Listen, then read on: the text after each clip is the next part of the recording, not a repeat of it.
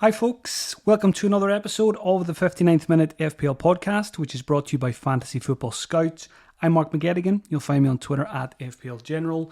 FPL is officially back. The game is live and we can start building our teams for the new campaign. A very warm welcome to listeners who are tuning in for the first time, especially if this is your first foray into the crazy world of Fantasy Premier League. Enjoy the ride. Welcome back to long-term listeners as well. It's great to have you on board for what is sure to be another roller coaster season. When the season does kick off, which is August 11th, there will be a podcast every Monday and every Friday. Mondays at midday and after the pressers on Friday. So make sure you hit subscribe for those. There will be plenty of pre-season podcasts coming your way also. Today's show is a reaction to the player prices. Then next week, when we've had some time to digest those prices, I'll record an episode which will include my first watch list for 23-24 and the all-important first draft.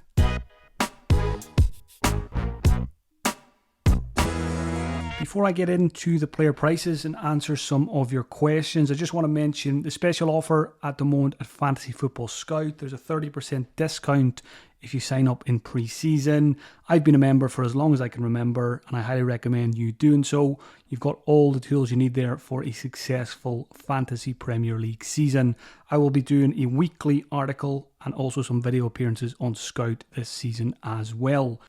Right, time to talk about some of these prices and my initial reaction. So I'm not going to mention every single player in the game. I'm only going to talk about the fantasy relevant ones, the ones I think we will be looking at for our Gameweek 1 squads. Just going to go position by position. So I'll start off with the goalkeepers and I'll kind of go in price brackets. So I'll start with the most expensive ones and I'll work my way down. You know, when it comes to midfielders and defenders, for example, I won't spend too much time on, 4.5 and 5 million options because I think overall the prices again are quite kind. So I think we will be able to basically build our starting 11 from the top 5, 6, 7 teams in the league.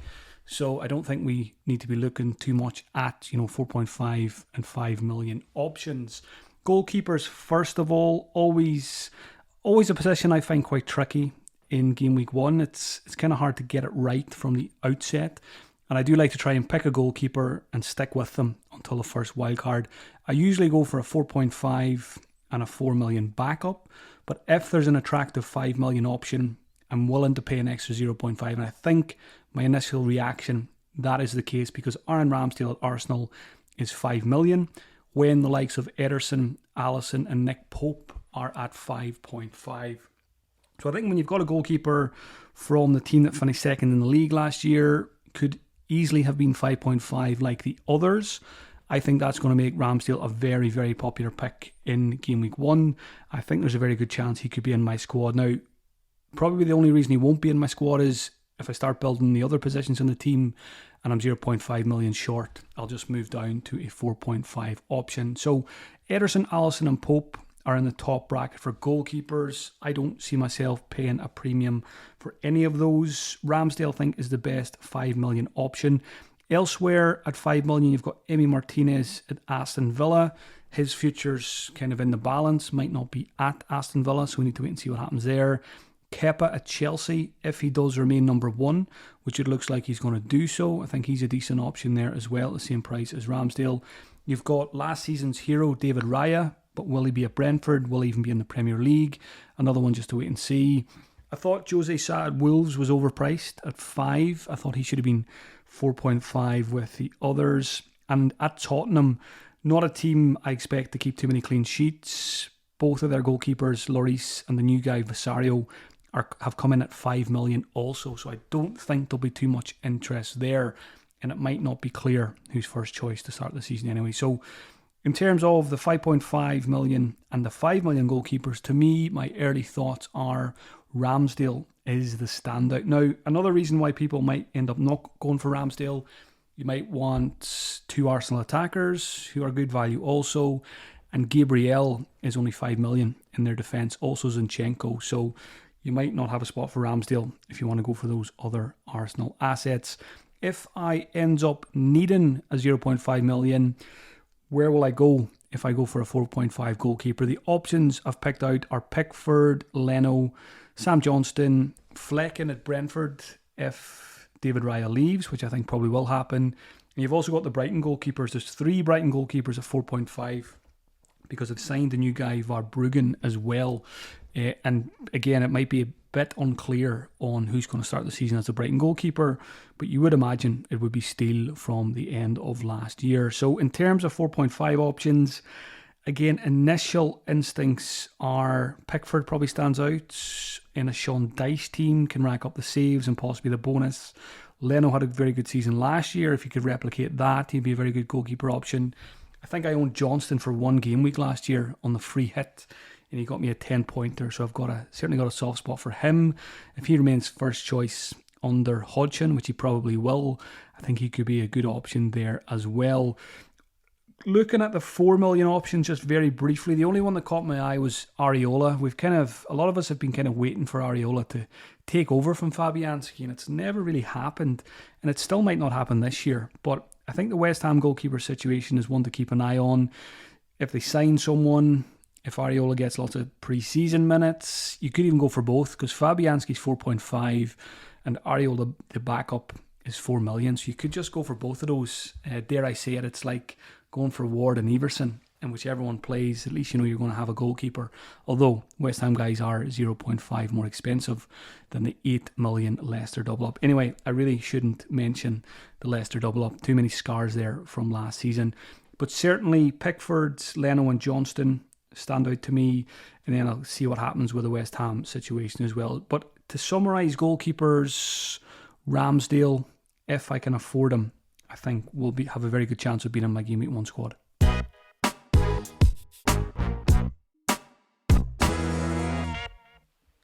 Moving on to the defenders now. Trent Alexander-Arnold has got a price rise to 8 million. I think he's the most expensive defender since the days of Vidic and maybe Leighton Baines. He's not the most expensive defender ever. I'm pretty sure that was John Terry back in his heyday.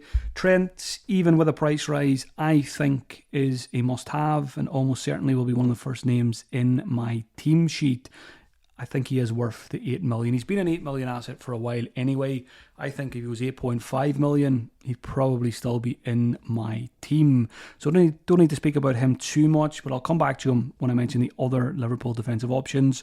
The next price bracket is 6.5 million, where you've got Trippier, who was a boss for the first half of last season and then kind of tailed off. And you've also got Robertson at Liverpool. So Robertson, 1.5 million cheaper than Trent. Again, if you're stuck for cash for midfielders and forwards, I don't think it's a terrible idea to go for Robertson over Trent. But I think if you can at all, you pay the extra for the premium asset.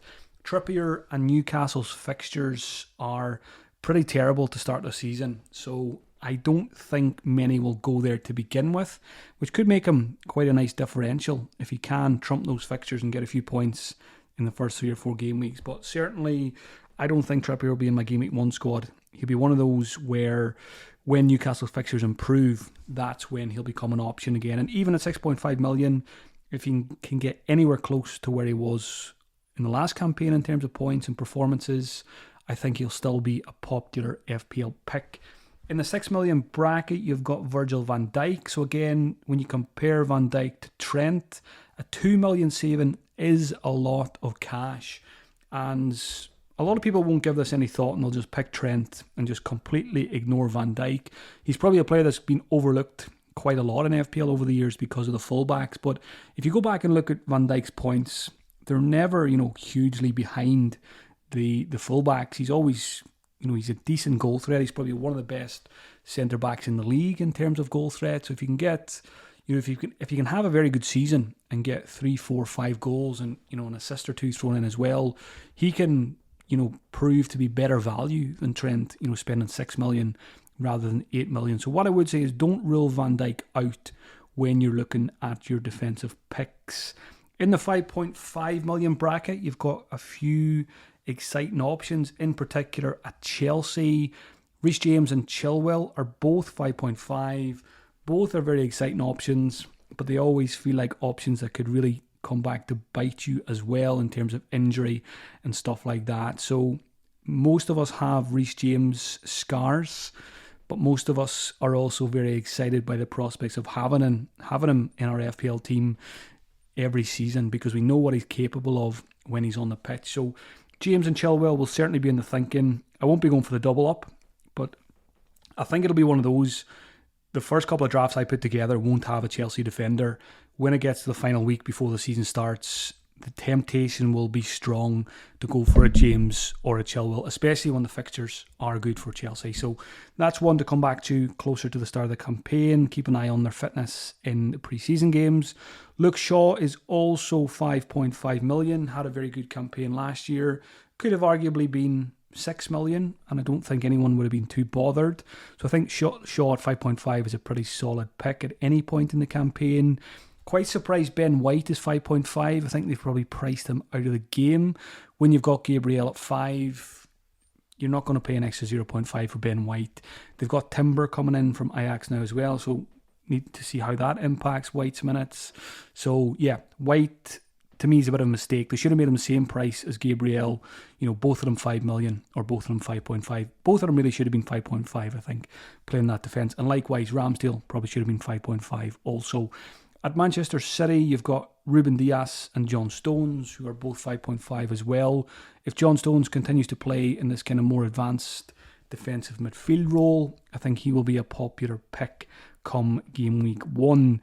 In the 5 million bracket, lots of attractive options. You've got a Stupinan, who was really good last year. I think he'll end up in my first draft when I put next week's podcast together. Lewis Dunk's teammate is also 5, so I think you're always going to go for the wing back in that scenario. They probably should have put a 0.5 difference there. They probably should have made Dunk 4.5 and left a Stupinan at 5, or 5.5 and 5 to give us a decision to make.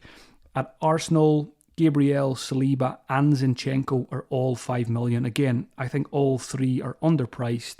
With Ramsdale, double ups in the Arsenal defence, I think, will be popular and very viable.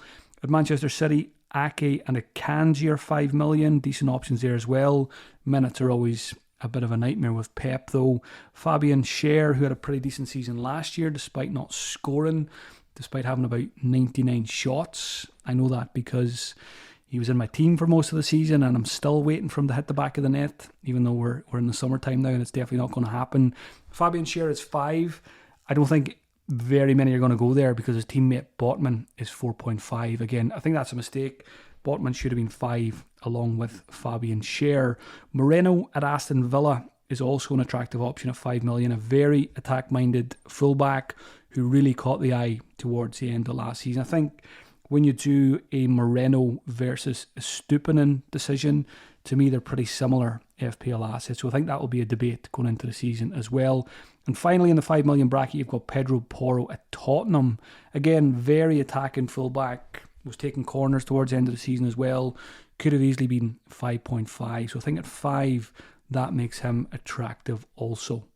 In the 4.5 bracket, like I said, I think Botman is the standout. Should have been 5 million. So if you're looking at, I think a lot of people will probably look at a 3-5-2 formation. I think your first sub could be Botman for most of the season, and very good chance of getting you clean sheets when you do need him off the bench. Keep an eye on the guys at Chelsea. They've got quite a few 4.5 options in Badiashile, Fofana and Colwill. So if any of those three establish themselves as first choice under Pochettino, they will be in every single FPL team. So just keep those guys on the watch list. Wan-Bissaka, if he's first choice at Manchester United, another decent option at 4.5. Although there'll probably always be a bit of rotation with Dalot around Europe and stuff like that. Lots of 4.5 options at Tottenham as well, but they don't really excite me. You've got Dyer, Sanchez and Ben Davis among others. Cresswell caught the eye as well at West Ham, down to 4.5. Probably the cheapest he's ever been, but he is aging in his FPL career now, so you've got Emerson there as well, so they might share some game time. But if Cresswell gets lots of game time, good option at 4.5 with that thrusty left foot of his. At 4 million, I think Bayer at Burnley at the moment looks our best bet of a starting defender.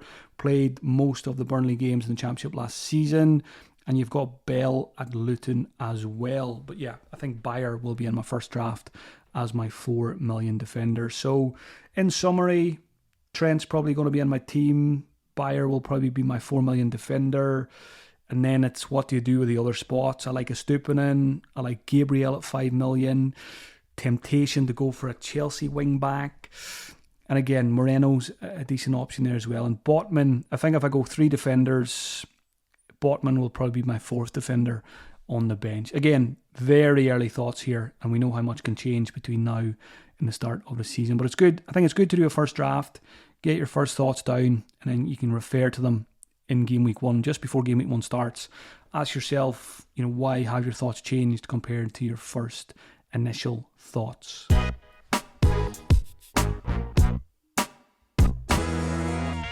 Moving on now to the midfielders. The most expensive one is the king of FPL, Mohamed Salah.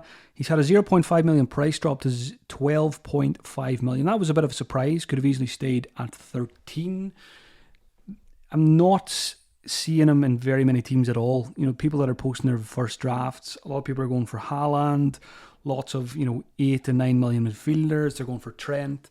So they're not really finding a space for Salah because of his price tag and those cheaper prices elsewhere. But it's a dangerous thing to do to go against Mohamed Salah, given what he's done in FPL over the last 4, 5, 6 seasons. So certainly don't just automatically rule him out because of the other options and because it is tricky to fit him in. I think what you'll see is you'll probably have a lot of people at this time of the season with 5 weeks to go who don't have Salah in any of their drafts, and then when it gets closer to the start of the season you'll probably start to see him appear in more and more. So I don't think Salah will be in my first draft, but again, like I said, when it comes to the actual closer to the season, I'll be giving him a lot more thought. At 10.5 million you've got Kevin De Bruyne. That seems expensive when you compare him to the others who I'm going to talk about now, so I don't think De Bruyne will make it. He's injured anyway. There's talk that he might not make the start of the season because of that hamstring injury, so that probably makes that decision for us. At 9 million, you've got Rashford and Heung-min Son. Rashford was incredible last year at a 6.5 million price tag. He's back up to 9 now, where he should be. Heung-min Son, could Heung-min Son be this season's Rashford? Because he's had a 3 million price drop. Crazy to think Son started last season at 12 million. I think I've got that right off the top of my head. These are 2 options I really like. Rashford in particular, given how good he was last season. And I'm quite hopeful that Son will come back stronger, injury-free, new manager, hopefully a new lease of life under Postecoglou. And hopefully we'll see him back to his best because he's one of my favourite players to own when he's on fire. So Rashford and Son very much in the thinking for game week 1. At 8.5 then, you've got Saka at Arsenal, Bruno Fernandes at Manchester United, and you've also got Odegaard at Arsenal as well. So Martinelli comes in at 0.5 cheaper than Saka and Odegaard, but I always feel like Martinelli's slightly more at risk from rotation than Saka and Odegaard. So I do think it's worth paying 0.5 more for one of those guys, and given that Saka is probably going to have penalties, again, one of my favourite players to own, played a big part in my recovery mission last season as a differential for most of it, which was kind of surprising. I think Saka is my preference here. So I'd probably say Saka is number 1 from Arsenal in terms of the midfielders, Odegaard second, and probably Martinelli third. Bruno Fernandes, who once cost 12 million in FPL, is now just 8.5. His price really caught the eye, but I think it was partly because it was the first one that was released alongside Odegaard. When you see some of the other prices now, it's maybe not as surprising, especially when Rashford's only 0.5 more. I think if you're making a decision between Rashford and Bruno, I think there might be a question on that later. I think my initial thought is, spend the extra 0.5 and get Rashford because I would fancy him to outscore him. In particular, if United don't sign a new striker, we could see Rashford continue to play up top. But Bruno versus Rashford, I think, will be another debate as we get closer to the season. Saka, definitely going to be in my first draft when I do that podcast next week. Elsewhere in the 8 million bracket, alongside Martinelli, you've got Diogo Jota, who I'm pretty sure was a forward last year, reclassified now to a midfielder. There's just way too much rotation in the Liverpool midfield for my liking. 7.5 million price bracket, James Maddison at Tottenham. You've got 3 City midfielders, Foden, Grealish and Mahrez, Luis Diaz at Liverpool, and Havertz at Arsenal. So quite a few interesting options there. The standout to me is probably Maddison. And again, by going Maddison over Heung-min Son, you save yourself 1.5 million. And that is quite attractive. I was expecting Maddison possibly to be 8 million, which would have made it a more difficult decision. But I think when Maddison is 1.5 million less than Son, I probably would lean towards the former Leicester City talisman. Luis Diaz, same reasons as Jota, too much rotation for my liking in that Liverpool attack. So if I'm going for a Liverpool attacker, it's probably going to be Salah or maybe a Gakpo up front, who I'll talk about later. Havertz at Arsenal, again, how much game time is he going to get? He's probably going to get a significant amount, but it does muddy the waters a little bit in that Arsenal attack, throwing Havertz into the mix alongside the likes of Trossard there as well. So probably going to avoid Havertz to begin with and go for someone more secure like Isaka. In terms of the Man City midfielders, most of us are going to have Haaland. Some of us might opt for a John Stones. The question then is, do you gamble on a midfielder? Gundogan's gone. De Bruyne might miss the start of the season. Does that open the door for a Phil Foden to be a good option? He's pretty quiet FPL season last year, injured for a lot of it. We know how good he has been. Probably the season before that, he was very, very good in terms of FPL. Grealish doesn't do enough for me as an FPL asset, but probably pretty good for game time. Mahrez, again, probably a player you're going to buy and hold long term. Take the benchings on the chin and then get the 15 pointers that go along with it when he does play. So Foden, very interesting. Going to watch Foden's minutes carefully pre-season. If he's getting a lot of them, he might be worth a gamble game week 1 if De Bruyne is not fit. 7 million price bracket. Jared Bowen stands out. You've got Raheem Sterling. Sterling is 7 million. He once cost 12 million. 5 million cheaper than he was. I think it was 2019, 2020. There's still a good player in there, and hopefully we can see that under new manager Pochettino. Mason Mount, who's joined Manchester United, is also 7 million, as is Kulusevski and Richarlison at Tottenham. A new Liverpool signing, Zoboslai. I need to work on that pronunciation. FPL content creators did not like that signing because we're going to have to say that name quite often.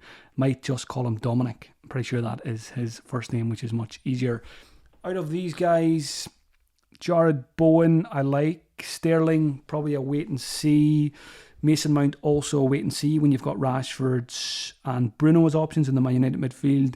Richarlison's probably interesting. If Harry Kane leaves, Richarlison could break the game, because if Harry Kane does leave, Richarlison could become the number 1 striker at Tottenham if they don't sign a replacement. Now, they probably would sign a replacement given the money that they would get, but certainly keep an eye on the Richarlison Harry Kane situation, because at 7 million could be a gem.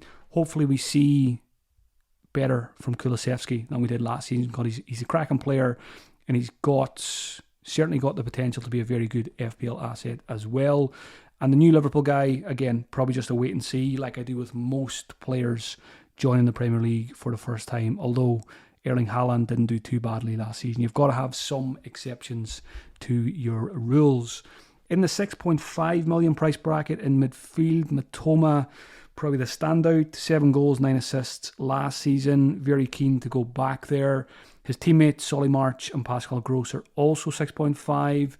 Mbeumo is going to be very popular because he's been reclassified to a midfielder.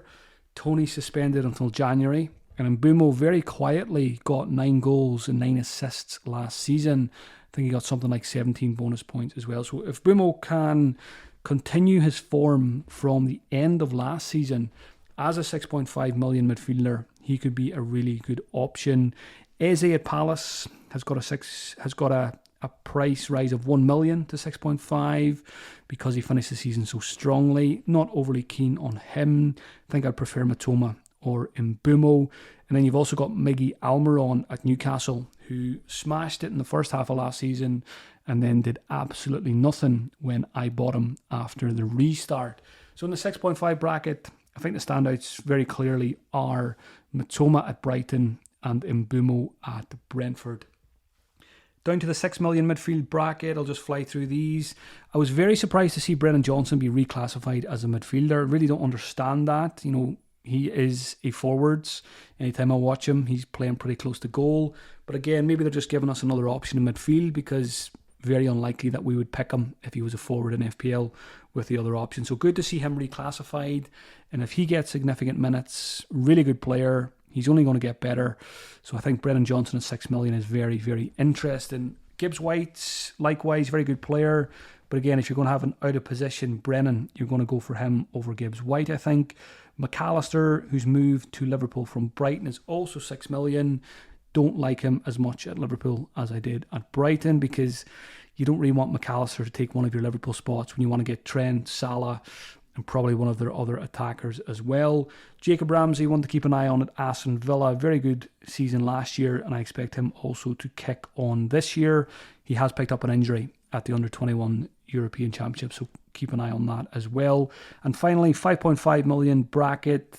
Last season's 4.5 million hero, Andreas Pereira, who got 4 goals and 10 assists. I still think he could be a good option at 5.5 million. If you're building your team and you end up with just 5.5 million left to spend on the last midfield spot, I think you could do a lot worse than getting Andreas Pereira. You've also got Enciso at Brighton. He's been reclassified to a midfielder. Very exciting prospect. I'm sure there's lots of big teams sniffing around him, given the season he had last year and some of the goals he scored.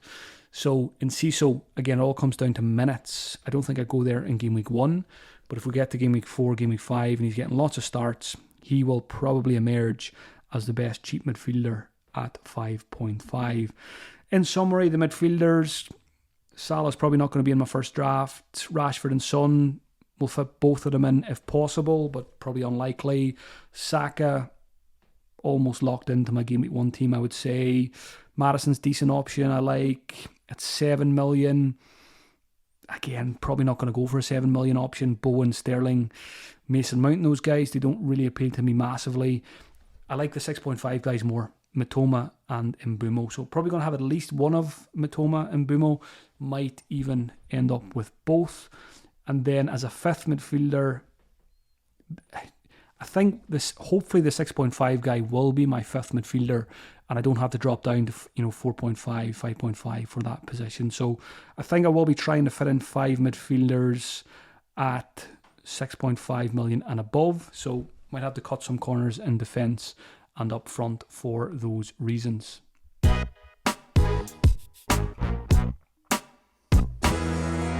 Moving on to the forwards now. The main man, Erling Haaland, has been bumped up to 14 million. Initially, I thought that was great for the game, but when you see all the other players pretty cheap, I don't think it makes much difference, really. Haaland, absolutely 100% in my Game Week 1 team. At 12.5 million, you've got Harry Kane. Very hard to fit Harry Kane in if you're going for Haaland up front as well. But again, certainly shouldn't be ruled out if he does stay at Tottenham. Had an absolutely smashing season last year. I think he only finished about 9 points behind Haaland in the end. Then the forwards drop all the way down to 8 million. Gone are the days when we had loads of 10 plus million forwards. At 8 million, you've got Jesus at Arsenal, Watkins at Villa, Wilson at Newcastle, and the banned Ivan Toney at Brentford for the second half of the season. So in the 8 million brackets, Wilson and Isak, difficult fixtures, possible rotation, probably not going to go there. Jesus, I think I prefer Saka, Odegaard, Ramsdale, defenders, so probably won't go for Jesus either. Tony's banned, so process of elimination. Watkins is my favourite 8 million forward, but maybe there's better options at 7.5. You've got Nkunku at Chelsea, very exciting addition to the Premier League.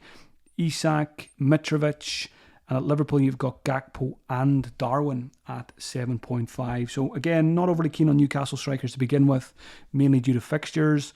Mitrovic at 7.5 to me seems a little bit expensive. I thought he should have been 7, possibly even could have stayed 6.5. So may not have penalties anymore. He's a little bit crazy, could do anything on any given day and get you a red card, so that's slightly off-putting as well. Lots of injuries last season also, so not going to go for Mitrovic to begin with. And then at Liverpool, I think Gakpo's attractive, but again, there's lots of rotation there with Diaz and all the other guys. So again, process of elimination. I think Nkunku at Chelsea, even though I don't usually go for new strikers or new players to FPL, if I haven't seen too much of them, and I haven't seen too much of Nkunku. But again, from the clips you watch and the reports you read, and for the people who played, Champions League fantasy, Bundesliga fantasy, this guy looks to be underpriced at 7.5 million. So I think a front two of Haaland and Nkunku is attractive. You can take a punt on Nkunku, and if it doesn't work out, you do have players like Gakpo, Mitrovic and Isak that you can jump to if it doesn't pay off. Chelsea's fixtures are good, so I think there's a decent chance I'll go for a punt on Nkunku alongside Haaland in Game Week 1. But again, I don't usually watch too many pre-season games and I don't put too much weight on it. But I think Chelsea in particular this season, with so many changes, new manager, I think they're a team I'm going to be keeping an eye out. If their games are on, I'll be keeping an eye on it and watching closely players like Sterling and Nkunku for possible gems in FPL this season, because they're all very cheap. They could be this season's Arsenal. So yeah, Nkunku, very, very interesting. Also at Chelsea at 7 million, you've got the new striker Jackson. So again, see what he looks like in pre-season and what his minutes are like. Dropping down then to 6.5 million, you've got Dominic Solanke. Don't really see myself going there unless I really, really need the funds. But if I really, really need the funds, I think I'll just cut corners elsewhere rather than buying Dominic Solanke. And at 6 million, you've got Calvert-Lewin. If Calvert-Lewin can get himself fit and stay fit, he would be really useful FPL-wise, because then we could put him alongside Haaland and have loads of cash for midfield and defence. So hopefully he has a good pre-season and hits the ground running in Game Week 1. Also at 6 million, Ferguson at Brighton. Very highly rated player. Looks the real deal. But again, I think there will be a bit of rotation there for Ferguson, given that he's young. And De Zerbi does like to rotate, so don't really have much interest there in Ferguson. I think it'd be more likely to go for Calvert-Lewin than Ferguson at this stage. But again, fitness dependent. So in summary, strikers I don't think is too tricky, because I think most managers will go 3-5-2. Certainly that's my initial thought. Go for 3-5-2 because there's so many good midfield options. So it's Haaland takes away one of those spots. So basically only need to pick one forward for my team, and possibly Nkunku. Maybe I find a 0.5 for a possibly safer pick like an Ollie Watkins. I don't really see myself taking a punt on Calvert-Lewin. So yeah, it's probably Haaland and Nkunku or Haaland and Watkins. Unlikely to go Wilson or Jesus Game Week 1. Again, just seen all these prices for the first time today, so the juices are starting to flow here. My brain's starting to tell me all kinds of things. But yeah, initial thoughts, probably Haaland and Nkunku or Haaland and Watkins. But again, let's see, there could be more new signings and new forwards for us to choose from by the time we get to August.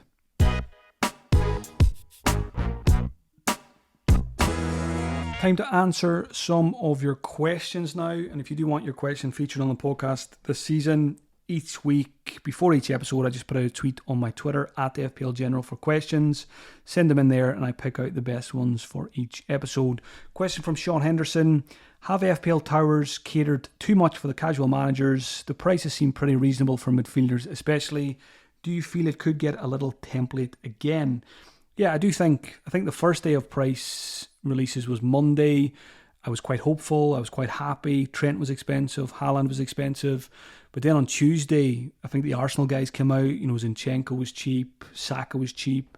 And then that kind of continued in that trend until the game launched. So, yes, Trent and Haaland and some of the others got a bit of a bump. But a lot of the others are very, very affordable. So, a lot of people are moaning about it. There's no point moaning. We're never going to get what we want as hardcore managers. There's still many leagues to win. There's still overall rank to achieve. We've got the chips we've been dealt, and we just play the game. We stop moaning, play the game. If it bothers you that much, you really shouldn't be playing FPL. Again, I still think there's plenty of scope for variety. We're looking at first drafts now, and a lot of them might look the same, but we have no idea what the season is going to bring. Look at Newcastle last season, look at Brighton last season, the cheaper Arsenal guys. There's players now that are not in any Game Week 1 drafts who will emerge as some of the best value picks in the game. So it might feel template going into the season. There's always going to be a template because of fixtures mainly and player prices and the fact that we can afford lots of players from the big teams. But honestly, don't give it too much thought. Don't worry about it. Just play your own game. The template's there to be broken. The template's there to be beaten. So that's the way you should think about it. And I mean, let's face it, the template a lot of the time is formed by, lots and lots of content creators having similar teams. But when's the last time you've seen a content creator actually win FPL? So always keep that in mind. The template is there to be beaten. So aim to beat it, not to match it. That should be the approach. Question from Owen Gold.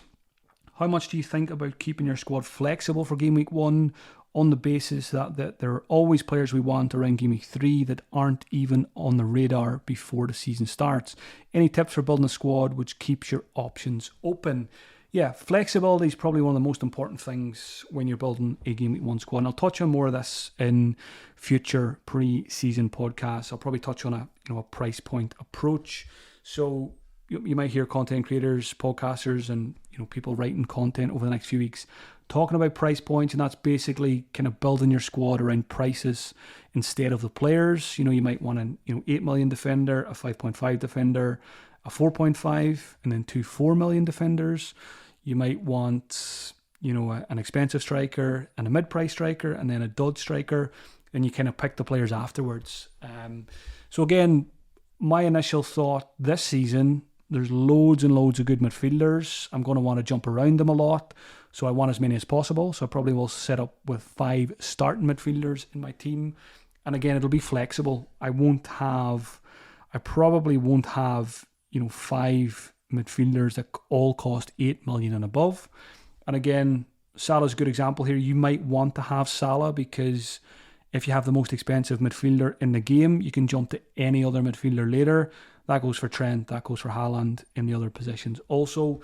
But certainly do keep your team flexible when it comes to Game Week 1. For example, if you go with a strike force of Haaland, Kane and Watkins, let's just say, that means your midfield is going to be pretty light in terms of cash. And if you end up wanting some of the more expensive midfielders, it's quite hard to start moving your cash from the strikers into the midfielders. So always try and get a bit of a balance and maybe just decide where you want to spend most of your cash. You can do that as well.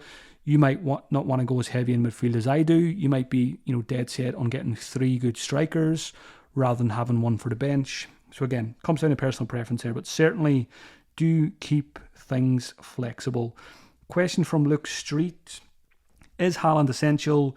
Should we just be saying it's 86 million to spend on 14 players? Yeah, I put out that tweet a few days ago. I do think it's 86 million to spend on 14 players. I actually think it's probably get Haaland, get Trent, possibly even Saka, and then build your team around the rest. So yeah, I do think Haaland is essential. I just simply think he's too good. If he was 15 million, I would probably have him as well. If he was 16 million, I'd probably have him because captaincy is so important in FPL and he's such a reliable captain. If he stays fit, you might end up captaining him 30 times out of 38 game weeks. So I think he's worth it. And I think he's worth it because the others are cheap. If the other midfielders and stuff were more expensive, then it would be more of a decision. You could make a case for Harry Kane, for example, instead of Haaland. But for me, when the others are cheap, when Haaland's the best captain most game weeks, I think you just don't overthink it and you just buy him. Question from Taki LFC. Is Trent worth 8 million given he retains his hybrid role this season? He could be an extra attacking midfielder. Yeah, hopefully he does. I mean, it doesn't bother me kind of what role Trent plays because as long as he's on the pitch, he's got the potential to do absolutely anything FPL-wise. Goals, assists, clean sheets, bonus points. Again, to me, Trent is essential alongside Erling Haaland. Question from Stuart. Will you be going with Sonny? Yeah, new listeners, I had a little boy back in March and we called him Sonny. Obviously, part of the reasoning for that is because Heung-min Son is one of my favourite players. I don't tell my wife that very often, but of course it played a very small part in the decision. Again, one of my favourite players to watch, one of my favourite players to own in FPL when he's doing well, and I like his price point. 3 million downgrade on last season. If I can make it work when the fixtures are good, I'm probably more likely to own Son than other managers because my little man is called Sonny. So yeah, I'm hoping he comes back with a bang. I'm hoping he has a big season, and I'm hoping he's in my team quite often. And I'm definitely open to starting the season with him. Obviously, much easier to afford Heung-min Son from the Tottenham attack than it is Harry Kane. So yeah, going to watch him closely pre-season also. Question from FPL Tortoise. I like that name because slow and steady wins the race when it comes to FPL. If picking one 5.5 million defender, is it James, Chilwell or Luke Shaw to start the season? Again, the safe manager in me, the boring manager in me probably goes for a Luke Shaw. The more exciting manager takes a risk on a Chilwell or a Reece James. When it gets closer to the season, we will have a much better read on that decision. If Reece James is looking 100% fit, if he's getting plenty of minutes pre-season, I think he's definitely worth the risk because the potential is there for 15 pointers in any given game week. Likewise, Chilwell. I don't think Chilwell... I probably would put James ahead of Chilwell, but there's really not much in it when those two are on the pitch, FPL-wise. And some people might even go crazy and go for the double-up, and you never know. It might just pay off this season. So for me, it's probably Shaw at the moment, but ask me that question again in August, and it might be James or Chilwell. Question from Will Corrin. Which, if any, recently promoted teams players do you have your eye on? The short answer is absolutely none of them. I don't think there's any point even researching the promoted teams this season. And it was probably the same case last season because, like I said, the players are cheap. We can build a very good team with the best teams in the league. You don't need to look past 6th, 7th or 8th in the league last season when you're building your squad for this year. So you're only going to need promoted players for your bench. You know, someone like a Bayer or a Bell for your bench as a 4 million defender. Just let the promoted teams play a couple of games. Somebody might emerge, but chances are you won't even go for them anyway because you'll be picking players from better teams higher up the league. So I would just completely ignore promoted teams because I really don't think we need to go there. That is it for the questions. Before I wrap up the podcast, I just want to mention that creating FPL content is my full-time job. It has been for 5 years now. I'm extremely lucky to be able to call my hobby my job. If you'd like to support me on this journey and get lots of extra FPL content along the way, check out my Patreon page, which is patreon.com/FPL General. Or you can simply just Google FPL General Patreon and you will find it. There's weekly live streams, eye test podcast, Q&As and lots more. Happy tinkering over the next few days, and I'll talk to you again next week with a watch list for Game Week 1 and a first draft.